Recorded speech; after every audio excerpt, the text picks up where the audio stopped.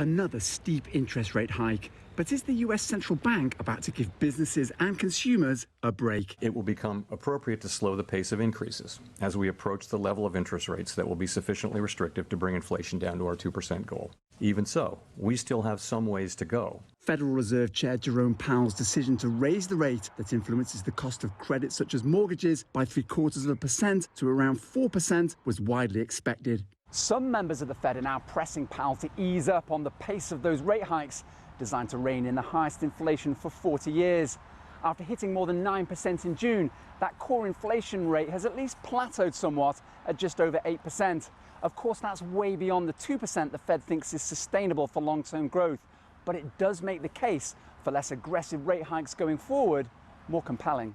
And yet, for all Powell's talk of inflicting some financial pain by making life more expensive, many on the receiving end seem to be taking it in their stride. Job openings in September increased to 10.7 million, albeit after a sharp decline in August. That's a sign of a healthy economy for President Joe Biden, as polls put next week's midterm elections on a knife edge for his Democrats. But other data suggests the so-called Great Resignation, millions of employees quitting their jobs to chase higher wages and leaving a glut of vacancies, is ending as financial conditions tighten.